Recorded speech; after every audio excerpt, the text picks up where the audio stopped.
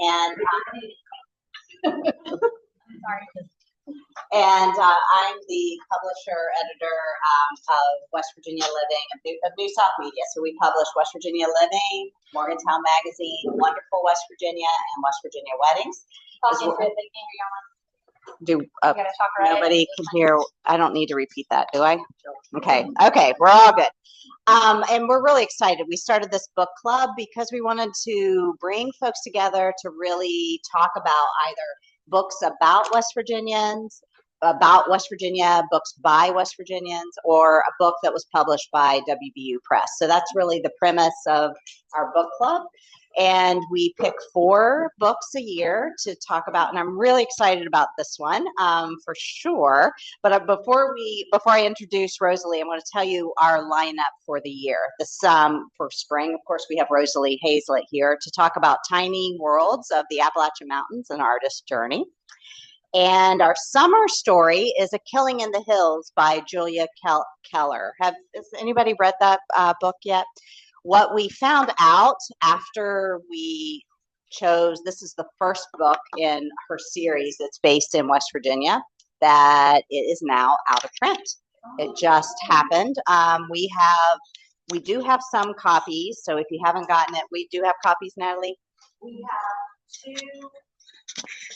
have 2 new copies, and yeah.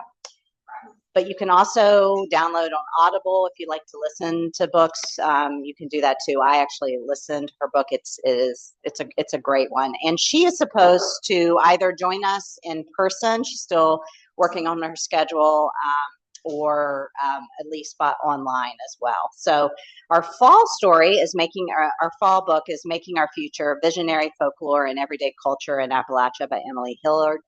That's another great book. It's going to be not the type of book that you're probably going to read cover to cover, but pick up and start and read certain chapters that appeal to you. I think there'll be a lot of fun discussions around that. And then our winter book is Half Dollar by Bill Lepp. He is our state's, what's his title? Liar. He is that should be an eventful evening. He is also supposed to join us in person. So if you have any questions about the book club, Natalie is here. She can help answer those. But I want to introduce Rosalie, who drove here from Elkins today to join us, and I want to show you something because I printed off her resume, and I told her she left something very important off her resume. But Rosalie is an illustrator and author whose work celebrates the hidden wonders of the natural world. She was actually, when I was president of the Tamarack Foundation for the Arts, she was our first emerging artist, young, and you were the very first one, right? And so that's how I first learned of Rosalie. So she was still in college at that time. And her work really impressed me way back then. So she went off, and if I remember correctly, I think you were working at USA Today. And I reached out to her to illustrate a cover of Morgantown magazine. So this is from 2017. And this is her first and only magazine cover. That needs to be, but it needs to be on her resume, doesn't it? Anyway, she did a fabulous job on that, and it's very, very special. We only have like 10 issues left of this magazine. Oh, I wanted to tell you that occasionally I'll go onto eBay and I'll check and see like what's like a going rate of West Virginia Living, and I have seen like $10 on. So there you go. Good thing. I was like, I don't know whether to be excited about that or put out. I don't know. But a little bit more about Rosalie. She's been an artist in residence at Great Smoky Mountains National Park with the National Audubon Society and at the Roger Torrey Peterson Institute of Natural History. In 2022, she was awarded the Eckleberry Fellowship for Distinguished Wildlife Illustrators. Her clients include New South Media, Smithsonian, the Washington Post, Patagonia, the Nature Conservancy, and the U.S. Fish and Wildlife Service. I hope you talk to us a little bit about some of these other projects that you've worked on. She also teaches workshops in person and online. And so far, she has taught more than 60,000 students how to paint the natural world as a top teacher on Skillshare. The author and illustrator, she is also the author and illustrator of Watercolor in Nature. And that's the book you have, Michael. And the newly published book, Tiny Worlds of the Appalachian Mountains. She lives on the edge of the Monongahela National Forest in Elkins, West Virginia.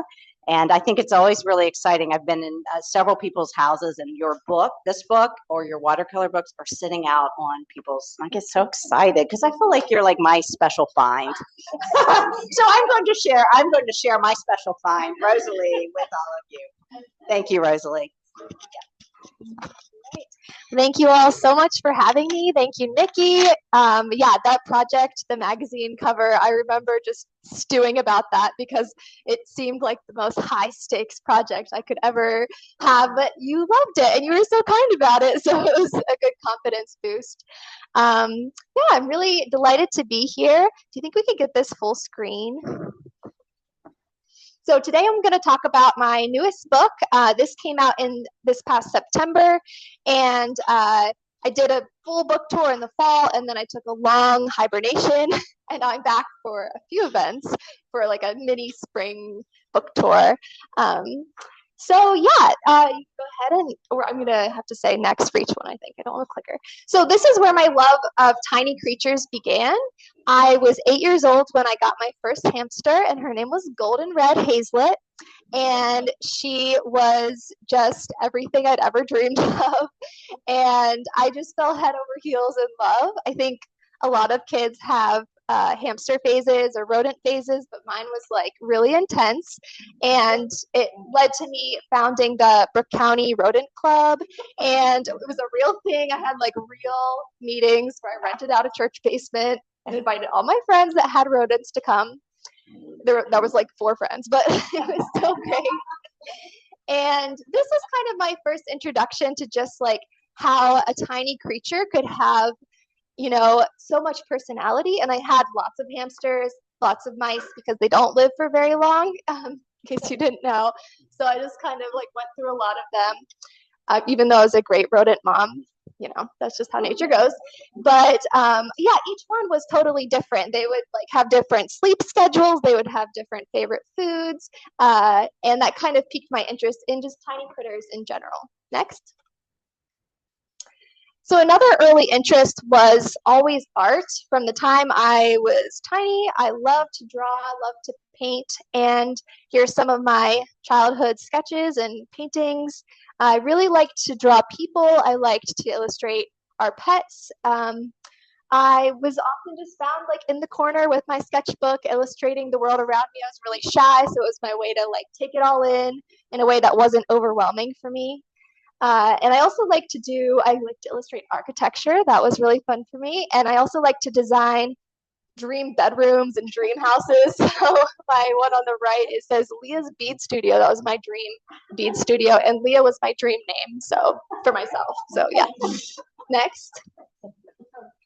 So as I got older, I started to become more interested in the natural world and spent more time outside. And those two interests of tiny critters and art started to fuse kind of when I was in high school and college.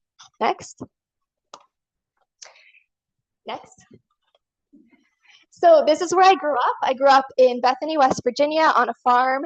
And growing up, I just always thought that this was the definition of natural beauty. It's, you know, green rolling hills, and there's a creek that runs through it, the Buffalo Creek. And it's very lush and peaceful. But it wasn't until I went to college and I started to learn more about ecology that I realized just how much had happened on that farm and how much had been taken away. So the land was heavily strip mined in the mid-1900s, and there's acid mine drainage that's very visible in many places. I learned things like, you know, as a kid, we weren't allowed to swim in the creek. And I eventually questioned that. I was like, why can't we swim in here? Other people swim in their creeks. And it was because when I was really little, I got a rash from the pollution in the creek. So it was just kind of like this strange experience to love where I lived and be proud of where I lived and find a lot of beauty in the farm where I grew up, but also to know that this is not how it was intended and that a lot had been taken away and a lot was still like needed to heal. Next. So as I learned more about ecology, I also started to hear people say things like even though, so much has been taken from the Appalachian region, it's still one of the most biodiverse places in the United States. And so things like that gave me hope and helped me to kind of see that maybe there was a way that I could combine my love for art and my love for tiny creatures with my love for this region. And I could use my voice as an artist to show what's still here and what's still worth protecting. Because it's like a super important migratory corridor for songbirds. The Southern Appalachians are nicknamed the salamander capital of the world because there are 77 species of salamanders there, more than any other place in the world. So even though a lot has been lost, there's still a lot worth saving. So this is where we are in the Appalachian Mountains. A lot of people might be surprised by this map because I think the Appalachians are typically associated with central to southern parts of the mountains, but actually it extends all the way north into Canada, Atlantic Canada, all the way up to Newfoundland. Next. So they span more than 2,000 miles from Alabama, northern Alabama to Newfoundland, and they're some of the oldest mountains on Earth with formation beginning between 500 and 300 million years ago. Next. And like I said, they've just been subjected to widespread extraction of the last 300 years, and despite it all, they are one of the most biodiverse places in the United States. Next. Next. Next. Okay, so I had this idea for this project in April of 2021, and it was one of those projects where if you do art or you'd like to do creative projects, you might sometimes land upon a project that feels like you're falling in love, like you just get kind of sweaty and your belly feels weird and you're like, oh crap, I think I need to do this. I think I need to make this thing. And I haven't had that too often in my life, but there have been a couple times, and this was definitely one of them. So I was about to get married in a couple weeks, and I called my future husband and I was like, hey, what do you think about us going on a 6-month road trip throughout the Appalachians and you quitting your job and me making this book? And he was like, sure, yeah, let's go. So I'm like, okay, cool. So, but it still took about a year to plan for the trip because it was expensive. I needed to find grant funding and I needed to find a publisher that would be on board. And I needed to secure lodging in all of these different places and contacts with biologists and rangers and ecologists in each place. So it took a year of research, and then finally in the spring of 2022 we packed up our apartment in Wheeling and we hit the road. So this is all of our stuff. We put it in a storage unit and we moved everything that we needed into the back of our Prius and went for it. So next. So this was basically the trajectory of our trip. We started in West Virginia, went south, and then officially started in the Cheaha Wilderness of Alabama, northern Alabama. That's where you first start to see the little humps of the Appalachian Range popping up from the kind of flat plains below. And there are 3 long-distance hiking trails that connect the whole Appalachian Mountain Range. So everybody knows about the Appalachian Trail. And a lot of people, when they see my book, they're like, oh yeah, the Appalachian Trail. But there's so much more. As you can see, the pink on here is the Appalachian Trail, but then the yellow is the Pinhoti Trail, which is further south. And the red is the International Appalachian Trail, which is still under development in some places, but it's pretty developed in a lot of places. And people are starting to thru hike the whole thing, which seems like a lot, but I'm proud of them for doing that. Next. So this is what it looked like when we first got to the Southern Appalachians. It was April, and the first buds were just starting to form on the trees, and it was just really exciting to be there, starting this project with the season, with the spring, because I got to really, like, one at a time watch different plants come out. It wasn't overwhelming to be in a new place and trying to document everything. It was, in the first couple weeks, it was really just like a few spring ephemerals popping up, so I could really focus on those. And then I would see something new and focus on that. Next. Next. Okay, so my process involved going out every day and looking closely. That was like the main thing that I set out to do with this project. So I got a wildlife camera with a good zoom lens, so I didn't have to disturb any creatures while I was taking my reference photos. For this book, a big thing that separated it from my other work was that I decided to only use my own reference photos and to only include things that I personally saw, and only write about things that I personally saw. So that was a huge motivation for me to get out every day, even if it was raining or even if I was tired, to look closely, because if I wanted to include this cool creature, I had to find it myself, which is very hard to do when you're like, yeah, there are certain creatures that I would have loved to include, but I didn't see them, so I didn't include them. But it kind of made it super personal to me, and I like that aspect. So I would go out to wildlife refuges, state parks, national parks, public lands, other public lands, like land trust land, and I would just kind of walk slowly, because it turns out if you're hiking quickly, or if you bring your husband, who's a loud stomper, you're not going to see anything. You're going to scare them all away. So I would go alone. I would leave him. And he would do his own adventures while I did my adventures. And he was working remotely during the trip, so he was busy. But anyway, yeah. So yeah, I would just try to like hide in shrubs around rivers, especially because a lot of wildlife congregates near waterways. So I kind of learned some sneaky secrets on how to spot wildlife without scaring them away. Next. So this is just one of the first critters that I saw, and you'll see it in my book kind of early on. And it's a Luna moth. And this was just one of the early lessons that I learned through this project, which was that if you are looking closely for something, you're definitely going to see something cool, even if it's not the thing that you were searching for. So that day, I was in an old apple orchard, and people had said that it was great for finding morels. And so I was really hoping to find some morels, and I didn't find any, but I did, because I was looking closely at the base of trees. I saw this beautiful Luna moth that looked like it had just hatched. I'd never seen one that was like so perfect. Next. So I would go out, I would take pictures, I would look closely, and I would also nature journal. So I included some of my nature journaling pages in the book, so you could see kind of like what things looked like before I'd come back to wherever we were staying and do a fully refined painting. So nature journaling is basically combining written observations with quick sketches, some metadata, so like the date, the location, time, all of that.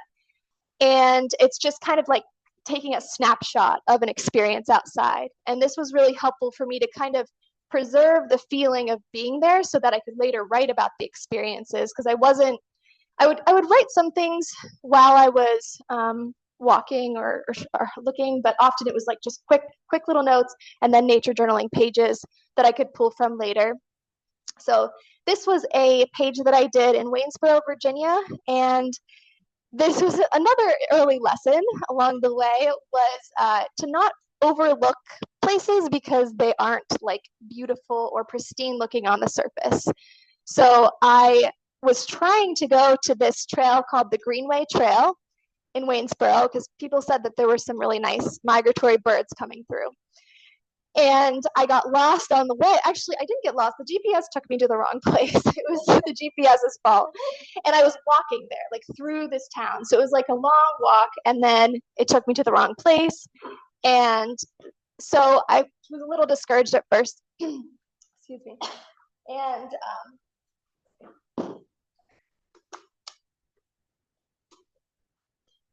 So I was a little discouraged at first, but then I saw this little pond. It was a housing development where it dropped me off. And it was very ugly. It was just like all these little McMansion things, and there were huge bulldozers just tearing up all the trees. It was like the most depressing spot to go looking for nature.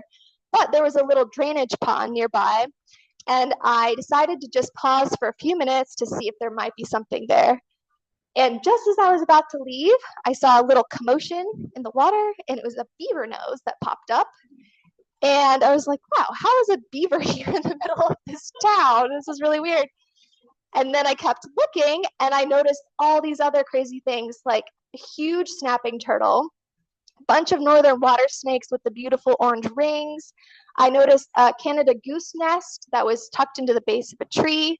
And then my favorite find was these tiny baby painted turtles that were the size of a quarter, and they were just chilling on the surface. And yeah, my mind was blown. It was like one of the days where I came back to where we were staying, and I was like telling my husband this was like the most epic nature sighting, and it happened in this like junky housing development. And so as I moved forward, I started to pay more attention to urban nature spots too, because I think it's really important to highlight those places, because there's a reason why all of this wildlife was flocking there, and it's because there weren't other options for them. So even small, somewhat depressing green spaces are super valuable. Next. Here's another example of a nature journaling page. This was in Chambersburg, Pennsylvania, as we were entering the central Appalachians. And this was my first time seeing a river otter in the wild, and that was really fun.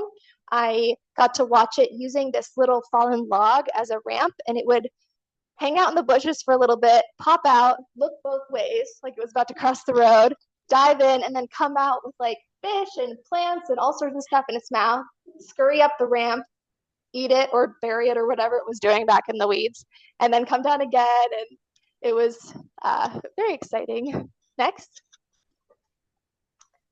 So after I collected the inspiration, after I got the pictures and I took notes, I would come back to where we were staying, and we did a combination of tent camping, backpacking, and extended stay rentals. So we tried to break up, the roughing it time with being in cabins and other places like that, so that I could get more work done, and so that it felt like a little less, I don't know, it was just more comfortable. So then I'd come back and I would try to capture the energy of whatever I'd seen that morning or that day in a painting. And this was another way that this project was a little bit different, because usually I tend to overthink my projects and plan a lot. But with this project, I wanted it to feel really full of energy, and I wanted it to be fun for me. So I wanted to convey that excitement that I saw by just translating it to the page that day or the next day. Next. So here are a few examples from the book. I included some landscapes throughout. As the book started to evolve, as the project started to evolve, I realized that I couldn't just focus on zoomed in critters. That was my initial goal, was just like this whole compendium of all of these little critters. I realized I needed to bring people along on the adventure with me by writing more personal things about what I was experiencing and feeling. And then also by including landscapes of where these creatures were found, and including illustrated maps too. Next. So here are a few of the tiny creatures I found. Next. This is an eastern red-spotted newt. You might have seen them. They're pretty common in the Appalachian region. And they're just my favorite. That's why I put one on the cover. Yeah, I've always related to them strongly. I don't know why. But these little critters, something I learned about them during my trip, because I would see something and then I would come home and I'd read all about it. So there was a lot of learning that happened at the same time. One of the things that I learned about them is that they have this incredible ability to reverse their life cycle. So this is what they look like when they're teenagers, and they're orange and they live on land, and they'll overwinter under logs and leaf litter. And then when they become adults, they turn like more brownish clear, and they move to ponds, and they live the rest of their life underwater. So, and you're dressed like a red elf right now. Yeah, so, oh, but the really cool thing is, so that's their normal life cycle. But then if their pond dries up as adults, they can go back to this phase and live on land again. So that's not like us. I wish it was like us. Yeah, exactly. They're super adaptable. Next. So this is kind of what it looked like while I was working on it. And all of the originals that I did for the book, I had to do them long and skinny. And so that was interesting because the book is long and skinny. So I had to work with that format. And then I also wanted to showcase all their details. So I painted everything a lot bigger than they are in real life. And that was part of the fun of it because I got to just really know these critters and all of their little weird pores and nostrils and all of their cute quirks. Next. This is what it looks like as a scan-in spread. So I did everything in watercolor and a little bit of ink.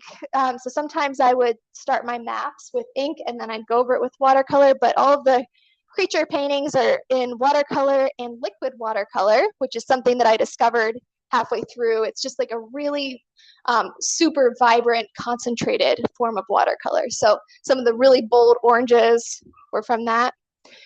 This is what, yeah, the adult looks like over there. They definitely get way less cute as adults, like people. Next.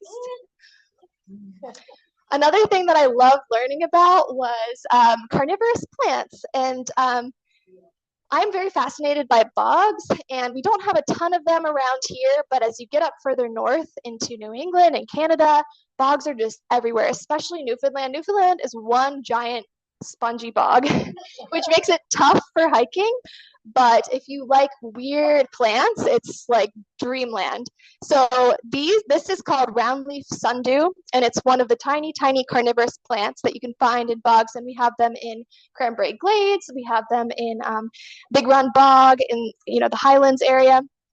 And they are just a couple inches tall, and they have these cool rosette leaves that have sticky tentacles, and flies and other insects will come, land on the tentacles, and then they will slowly dissolve their nutrients because bogs are very acidic, and so they don't have a lot of the nutrients that plants need. So they've adapted to be able to eat critters, which I think is so cool. Next. So this is what these illustrations look like because I was putting them together. I wanted to show the action of the catch. Next. And this is what it looks like on the spread. Next. Another really fun thing that I tried for the first time was stream snorkeling, and this took place in Southwest Virginia. I was visiting some ecology center, and they took me stream snorkeling in a really clear trout stream. And basically all it is, I'd always associated stream snorkeling with being at the beach in like beautiful blue tropical water. But actually, if a creek is clear enough, you can snorkel, and it's so much fun. It's a little cold. They had wetsuits for us, and I wore 2 of them. It's like very hard to get off, but it was worth it. And yeah, so basically, you just like try to tread water or hold on to something so you don't get taken downstream, and you try not to kick up much sediment because it'll cloud your ability to see. But I just realized that there are so many beautiful little fish that I'd always called minnows growing up. My dad would sometimes have us help him catch bait for fishing. And all the little fish, I just lumped together as minnows. And then when you look at them up closely in these little clear containers, they look just as gorgeous as tropical fish. This is a Tennessee shiner. Next. So this is a spread to kind of capture that scene.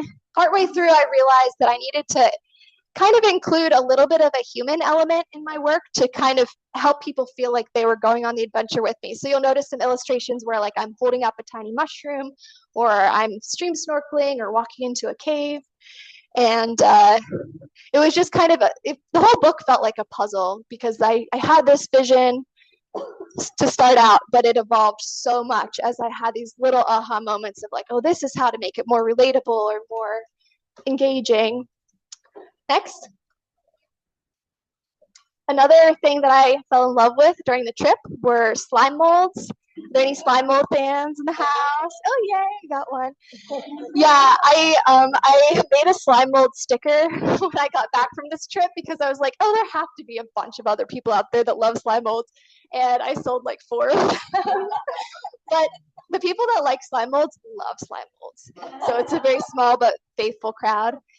So basically, these things are crazy. They're awesome. They're very understudied, and they are not fungi, even though they kind of look like fungi. They're actually amoebas, so they're single-celled organisms, and they are able to crawl. So they move collectively over matter that they're decomposing. And so you might see slime mold on like your mulch pile. They really like mulch, and it'll be in one place one day, and then if you go back, take a picture, if you see some, go back a couple days later, and it'll probably be like several feet away. So it's still not fully understood how they're able to move collectively because they don't have brains, but they're very cool, and they're all different colors. They're really tiny, so you have to look closely. You can see my finger for scale. On the right, it's called salmon egg slime. And on the left is red raspberry slime. I saw red raspberry slime in Harper's Ferry. Just this amazing pop of pink. Comes out in like June through August is the best time to find slime mold, especially after a good rain. So, and check fallen logs because they really like logs. Next. So here are some of the slime molds that I found in June in central PA and eastern West Virginia. This one, the yellow one, has a very sad name. It's called dog vomit slime. And yeah, but it also looks like an egg sometimes. So I think some people call it scrambled egg slime. That's kind of nicer. But that is one that you'll find really often in mulchy piles in your yard. Next. Another really cool experience was meeting up with biologists along the way. So I wanted the book to really feel like be a good sampler of what you might find on a hike, just you going out, even if you don't have all of these like contacts with biologists. So the book is mostly just like me going out and looking closely, and this is what I found. But there were definitely a few times that the opportunity presented itself for me to accompany biologists, and so I couldn't resist. And this day I was with some Penn State researchers, and they were testing and banding baby kestrels. Kestrels are the smallest falcon in North America, and they're my favorite bird. They're really beautiful when they're adults. They're like 14 days old here, so they're in their like ugly teen phase. But they were still so cute and soft. And my job during this experience was to comfort them because they like each one had to be weighed and had to have their blood tested for fertilizer toxins because that's a big threat for them. And so while between the ones that were being tested, I had to snuggle them to my chest, and they weighed nothing, but they have a really strong heartbeat, and that really stuck with me. Just that feeling of like holding warm air that's like pulsing with life. It was really cool. Next. This is how I captured that scene. So I wanted to include the data book, the different things that they were collecting. Oh, and then there's a little silver bracelet on this bird's foot, and that has a unique number on it. So bird banding is a really helpful way for researchers to track migration and longevity of different birds. And in the corner, you can see the mom and dad kestrel, and they were in a tree nearby squawking, so stressed out the whole time, and felt a little sad, but I know it was for the best. Next. And they got to return to their parents after this, just to be clear. It was a very big, quick thing. No, that's actually a myth. That, yeah, the parents will return to the baby birds, even if they're touched. So these are just a couple quick paintings that were some of my favorites from the book. Bluebead lily and bunchberry were two plants that grew together so often. I would just find the two of them snuggled in together on the forest floor up through New England especially, and they just looked so good together. And it was just one of those moments where you're like, how does nature know what is so aesthetically pleasing together? Next. I really love illustrating mushrooms, and so I was very excited when finally in like almost August, it was the end of July, a bunch of them started to pop. It was kind of a dry summer, and so I only encountered a few throughout the trip. So it was like month 4, I think, when they really started to come out in Maine. I was on this little walk in Baxter State Park, which is a really beautiful wilderness area. And on this short little walk, there were like 20 different varieties of mushrooms, and it was very exciting. Next. This is a black and white warbler, and a little backstory about this guy. So we finished the trip up in Newfoundland, and there's this really interesting sort of like habitat phenomenon that happens in Newfoundland, where the wind that's whipping off of the ocean is so strong that it blows the evergreen trees sideways, and they form this crazy mat that's really hard to get through. Like, you cannot get through it. If you were hiking and you encounter a mat like that, you have to go far around it. It will shred your clothes. It's kind of like going through a rhododendron thicket, but way worse. It's like, yeah, it's really rough. It's called the Tuckamore, which I think is a really cool name. And so it's all over Newfoundland. And we had been there a couple weeks, and I'd just kind of been intrigued by it because I'd like peeked through the branches, and it's really dark in there. And sometimes it kind of looked hollow inside. And so I was really trying to find a way to get into the Tuckamore and see what was in there. And eventually I found an animal path in, and I don't know, maybe it was a moose or a caribou that made a path. There were a lot of moose there. It was fun. And so I went in, of course, and at first it was really spooky. You had to like crawl through. It was just this little tunnel. And then it opened up into this like domes, because the branches create a whole roof over top of you. And apparently, back in the day, sheep roamed wild on Newfoundland, and they would take shelter in the Tuckamore during storms. And I could see why, because as soon as I went in there, the like super loud waves of the ocean and the howling wind was just gone. It was completely silent in there. And there's moss that grows, and mushrooms and ghost pipes and things that don't need a lot of sunlight. So it's just this magical world in there. And I kept going back to that same spot where I found the tunnel in. And every time I went in there, there's nothing, no movement, except for a little black and white warbler. And I don't know if it was the same one, but I like to think that it was. Next. So this was one of our very last days of the journey, and we decided to do this big, crazy trek through the backcountry of Newfoundland. It's a 5-day traverse called the Long Range Traverse, and we had to book it like almost a year in advance because it's a super protected wilderness area, so they only let 12 people on this trail at once. So basically, I don't know if you can see, but there are freshwater fjords in Newfoundland. So basically, freshwater fjord, it was once connected to the sea, but then the land shifted over time, and now it's separate. So it's, you know, freshwater in there, but they found whale bones and seashells and all this evidence that it was once all connected to the sea.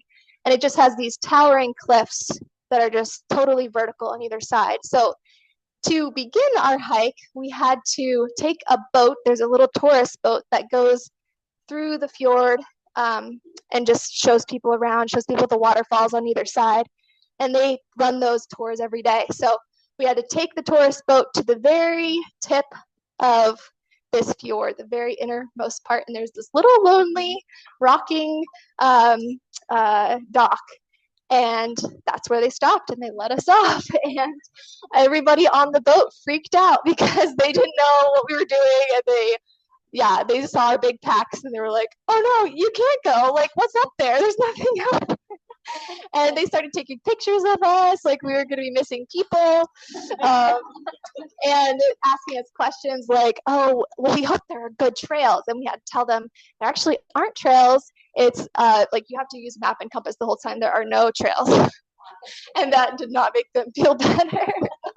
And then this one lady was like, "Oh, well, I hope there are no bears," and and that you have bear spray. And we were like, "Actually, the bears aren't habituated to people, so they just like might come smell you, but then they'll run away." So, and that also didn't make her feel better.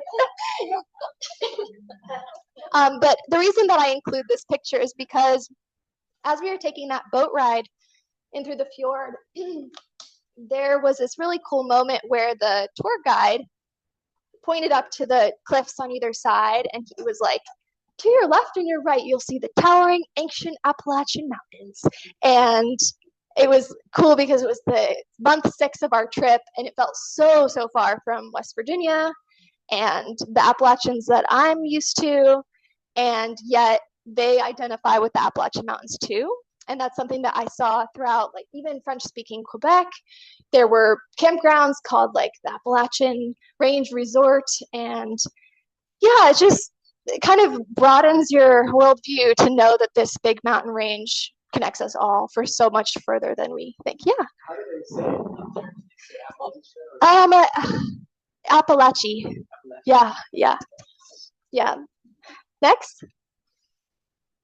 Okay, so this was the very last day of our trip. I mean, we had a 27-hour ferry ride and drive back home to West Virginia after, but this was when we got to the northernmost part of the Appalachians that you can access. There's one tiny little island called Belle Isle that you can take a flight out to, but it's like there's just like one little old man that has a plane that can go out there, and it's like I did not know how to contact this little old man, so we went out to how far we could go, and it was just this peninsula that jutted out into the ocean. And the Appalachians do continue into Europe, into Scotland, so there's this whole other section that I hope to explore one day.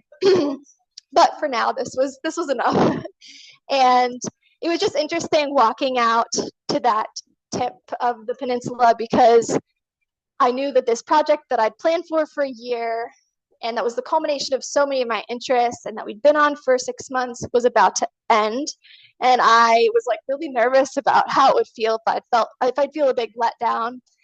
And I just remember feeling like this big sense of like, oh, this is just the beginning. Like, you saw all of these things, you're going to paint all these things, or you have painted all of these things, but this is just like a tiny slice of what's here. Because if the same person had taken the same trip, they would have seen totally different things, because that's just how wildlife moves at different times, and plants are always coming up at different times. So I could have written a million books about the same topic in the same places, and I still wouldn't be able to cover it all. And that was just a really great feeling of like, this is just the foundation for a lifetime of getting to know the Appalachian Mountains. And I'm really grateful to feel so rooted here and get to call them home.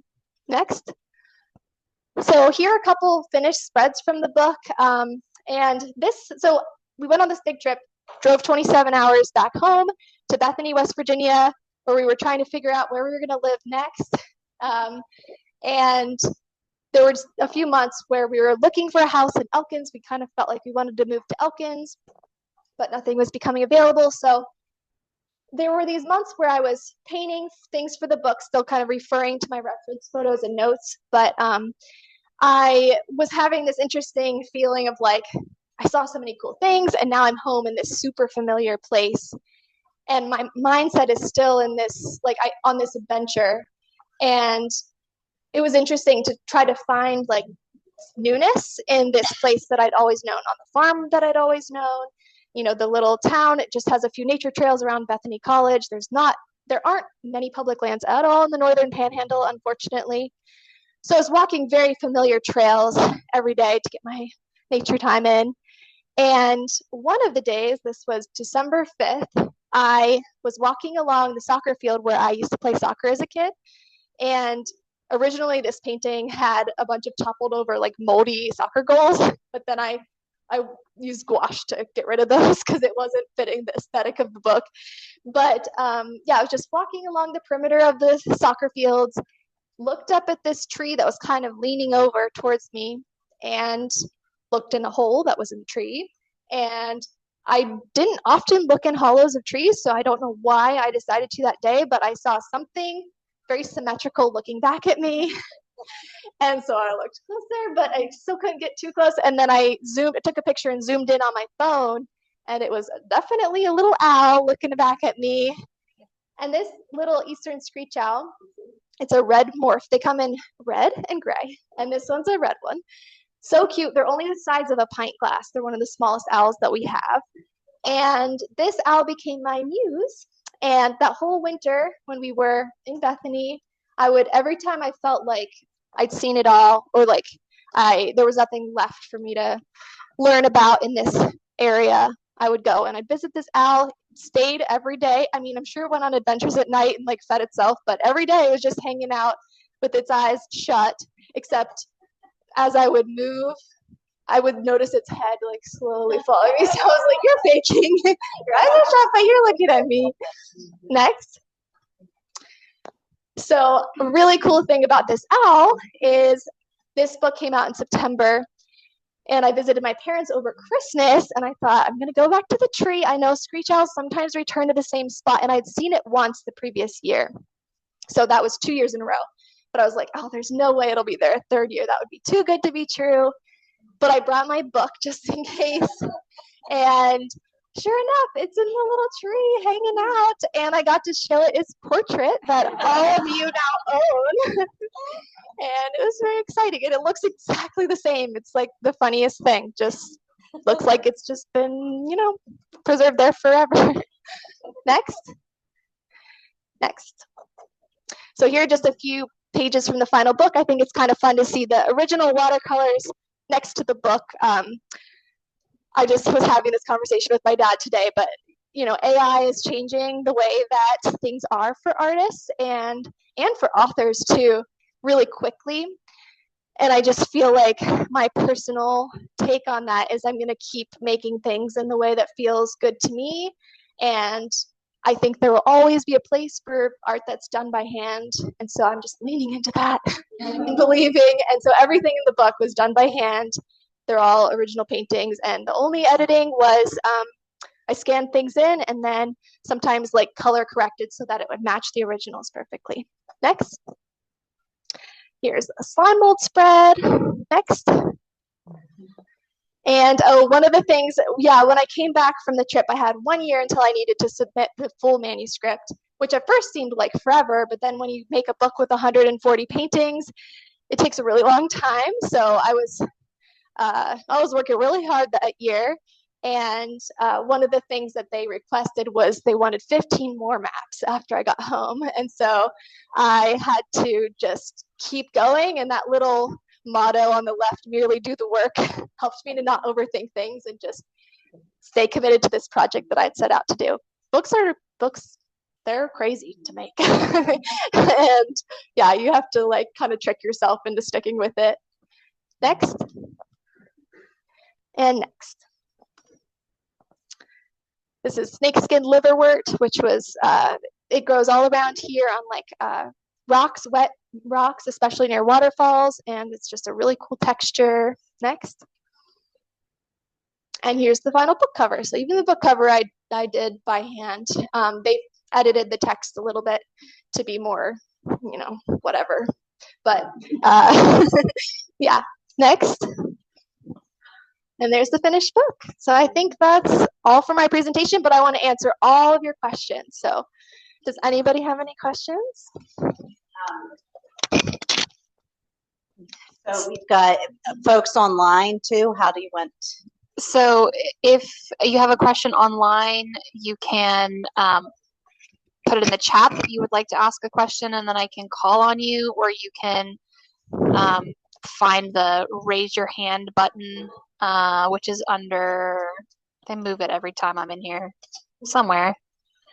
Well, you can just put it in chat if you want to ask a question, and then we'll call on you. And then if you're in the in-person event, on every table there's these little black microphones.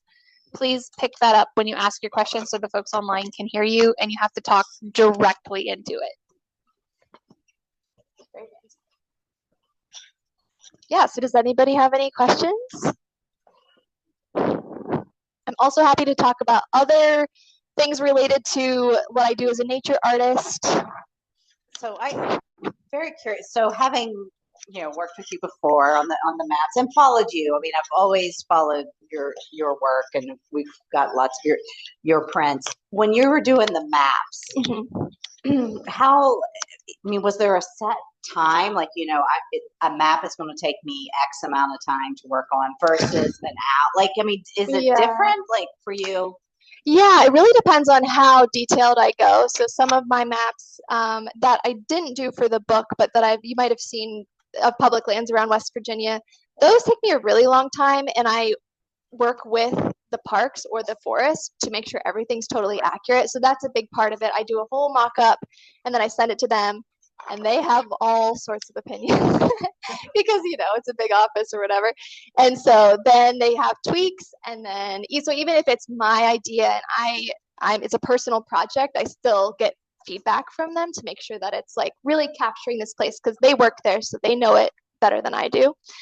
So that was one thing about these maps that I didn't have to do. I just kept them a little more simple and really focused on iconic places that I visited while I was there, and then a few iconic plants and animals. So I would say each one took me about a week or a little less than a week, but yeah, and I can't draw all day long. It gives me a headache and it hurts my hands. So I do like 5 to 6 hours of drawing a day when I'm working on a project like this. So start to finish, so 6 months out in the field. Yeah. And then when you came back, how long? I had a year to submit the manuscript, and then we had a few months of edits, and then yeah, it seems like a long time, but it goes fast. Rosalie, one of the things I just thought, and then I will let other people talk, but this was so informative. Every page, I learned something new that I didn't know. And the one thing that I tagged just to point out was I never knew about the zebra swallowtail butterfly and the pawpaw connection. Yeah, it's amazing. It's awesome that not only is it just beautiful to look at, you really draw us in with great stories. So it really is a fabulous book. Thank you. Yeah, I learned so much of this information during the trip. I do not have a good brain for facts. And I also didn't go to school for science. And so I was learning a lot of this along the way from the people that I was meeting up with and the people that reviewed the book. They incorporated more, details if I had missed something. So it was really an exercise in trusting that even though I didn't have a background in science, I still had something to offer as someone who loves to look closely and notice. And that if I surrounded myself with people that were experts, that we could come together and make something that would maybe appeal to a non-science audience better than if a scientist wrote it. But there was a lot of negative self-talk throughout the process of I should not be writing this book. I'm not a scientist. Everyone's going to think I'm a fraud. But then you think about it and it's well, how many scientists have a year and a half to paint all of these illustrations? So maybe it was something that was uniquely suited for me. Yeah. And you led into my question perfectly, because I wondered about identifying all those things, because you're on a very long stretch of acreage there. So I know you said you met with professionals in the field. How often did you meet with the professionals to help you identify some of these things you were seeing? Or is there another way that you identified? Yeah, so every time I saw something interesting, I would take 1 million reference photos of it. I would mark the location, any other notes. And then throughout the research phase before I left for the trip, I kind of assembled this crew of my moth person, my mushroom person, different people who are experts in different areas, throughout the Appalachian region. And yeah, everything changes so drastically from the southern Appalachians all the way up to Newfoundland. So I had to find a new plant guy in Newfoundland to help me with carnivorous plants. And that took a lot of work. And I think it was a little tricky because often a lot of biologists and conservationists are very protective of what they work with, and they don't want people coming in and just taking Instagram videos of these sensitive species. So a lot of people were a little bit reserved, and I had to kind of earn their trust by explaining myself, showing examples of my work, showing them a signed contract from my publisher that this is a legitimate project. But eventually I had that team that I could send. So mostly the identification, I sent a bunch of pictures, and sometimes they would say, oh, I can't identify that. With mosses and other tiny plants are really hard to identify even from great photos, and so I just didn't include them. So there's a lot of stuff that I couldn't identify and experts couldn't without being there, so I just skipped it. Anybody else? I'm going to call Lenny out here. Lenny, I'm going to unmute you. I think you should say what you just typed in the chat. It's very nice. I don't remember what I said, but it's something like, can you hear me? Yeah. Yeah, thank you so much. You expand through your enthusiasm and diligence these what you call tiny worlds into magnificently fascinating worlds. So I just had no idea. You've raised my awareness for my next walk. That's for sure. Oh, well, that's great to hear. I'm so happy. No, it's infectious, very contagious, and you're just absolutely delightful. We thank Oh, you. thank you. Thanks for being here. Thank you. All right, we have another question online from Courtney. Courtney, you can go ahead and ask. Hi, thank you so much for this presentation. I'm so sad I couldn't be there in person, but we have a 6-week-old baby who wasn't feeling it tonight. So here we are. Thanks That's for an letting us excellent join excuse. on. Thanks for letting us join on Zoom. It's been really fun hearing all about your process and about your journey. And it was very clear from the book how much you did to plan for this journey. I'm curious, having gone through it, what did you learn about yourself? Either what did you learn about yourself as an artist or a writer, or, what did you learn about yourself just as a person in general embarking on an adventure like this? Oh, lovely question. I could take this in so many different directions. I think when you are hiking by yourself for many hours, you have a lot of time to just reflect on all sorts of things. So that's where the essays that I call trail thoughts came from. Those were not supposed to be part of the book, but about halfway through the trip, I just realized that I was learning a lot about myself and reflecting a lot, and I wanted to kind of make things a little more personal by including those. I think what I learned about myself as a writer was that I never felt like a writer, and I did not want to have a lot of words in this book. I wanted it to be like all art because I felt way more confident in that. But then I realized that I actually have been writing my whole life. It just doesn't look like what's in a lot of other books. It's very journal-esque. It's very more in the moment. I've journaled since I was 5. And I kept a journal from the age of 5 to 17. Super boring, but I do have all of them. And I still journal every morning. And so I kind of realized that's the way that I'm a writer, is just capturing what I'm observing and what I'm feeling. And then I went back and edited things later. But so I kind of gained confidence in just that more personal style of writing. And then I think one of the things that I learned about myself as a person is that I think in current society, there's a lot of expectation to be charismatic and outgoing, and growing up in school, there's a lot of pressure to talk a lot and, be funny and all of these things. And I've never felt like that. I've always been an observer.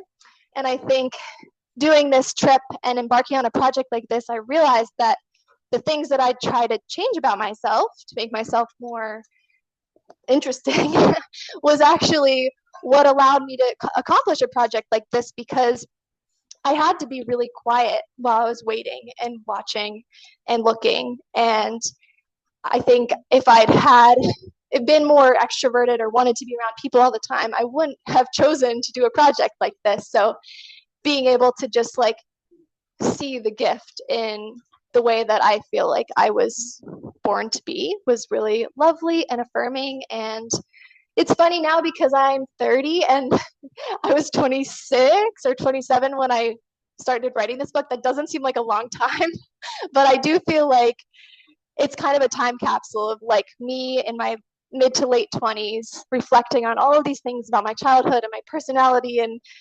friendships and so many personal things. And now, a few years later, I don't resonate with some of the things that I wrote, but I think that's what's really special about art, is that it captures a moment in time of the creator. And that's what makes it different from AI, because it's like somebody channeling who they are in that moment and sharing it with other people. Beautiful. Thank you for sharing that. Yeah. Anybody else? You made an observation or a statement back when you returned back to Bethany, how you thought to look at Bethany as an outsider for the first time. And I have had that thoughts from where I'm from. I'm from the Ozarks. And coming out of one of the towns to my home, it's on a plateau, and there's this wonderful vista. And every time, I think, now if I was not from this area, I would comment how gorgeous that is. But I see it every day. So you need to look at your territory as if you were a tourist in it and appreciate the goodness you have right around you.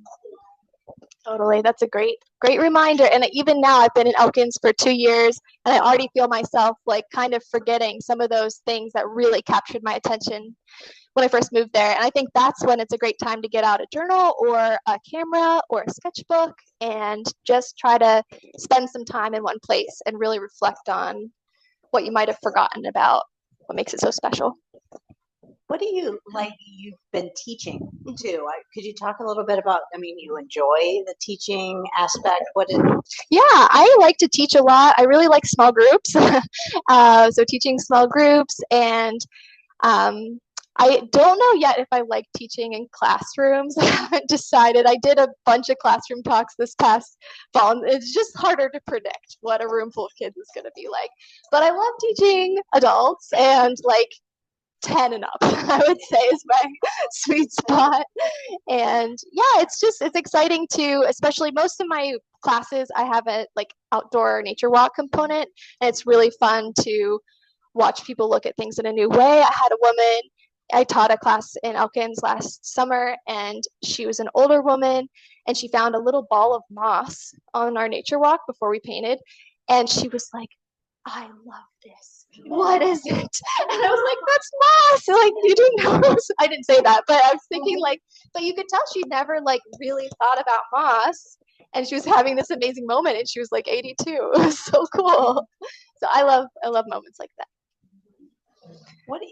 What do you do with all of your original sketches that have gone into the books? Like, I could kick myself. Like, I remember, what was it? We were going to buy an original.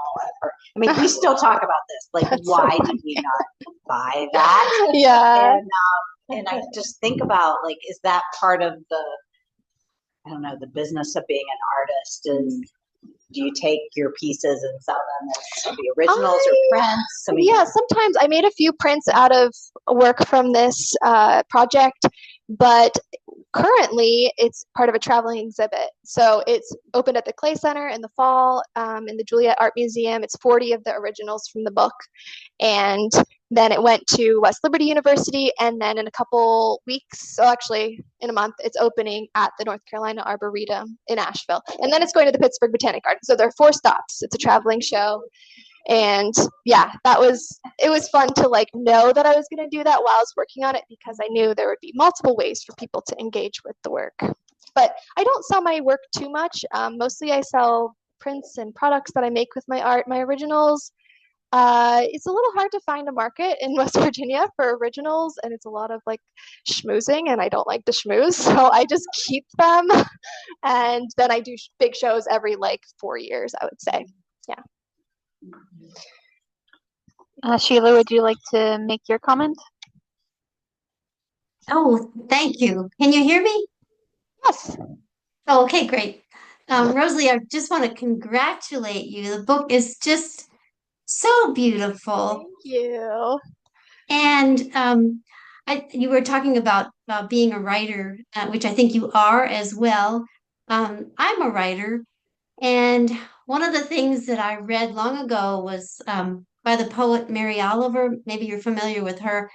And she says the advice that she gives to writers, and this would apply to artists too, I think, is to pay attention, be amazed, and tell about it. And in your case, it would be, to show. And you have just done that. And I just admire how present you were to a world that escapes most people. So, I mean, it's just, your book is really a gift. So thank you. Thank you so much for sharing that. I encountered that poem while I was on the trip, and I was like, whoa, this summarizes so well what I want to share with the world. And now I read a Mary Oliver poem every morning with my journaling time. So it's a great way to start the day. There's a compendium of her best poems. It's called Devotions. I really recommend it. Just one a day. So good. Wonderful. Yeah. All right. So what's next? Well, so I have been brainstorming and kind of coming up with concepts for a few picture books that are nature related, but I'm kind of enjoying having a break from books because I did the first watercolor workbook and then I jumped straight into the second book before the first didn't even come out. And so I'm enjoying focusing on some other projects right now, including opening up a studio storefront in Elkins, which is so exciting. It'll be called Meander, and it's going to open in May, and it'll be my primary studio so people can come and watch my process, and then I'll have my prints and all sorts of things for sale. Yeah, I'm really excited to just like really focus in on that community and put down deep roots there. So being a bigger part of the arts community there is a big goal for me right now. All right, is that everybody? Well, thank you so much, everyone. You're a lovely crowd. We should hang out again. I want to come back to future book talks with other people. Yeah, this was nice. Really appreciate you coming and joining us. And I feel like I'm so proud of you. I'm so proud of you.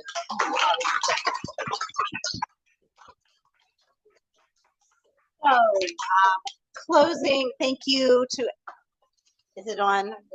Oh, there it is. Sorry. And I turned off the moving. Okay, sorry. Thanks for everyone who's joined us online.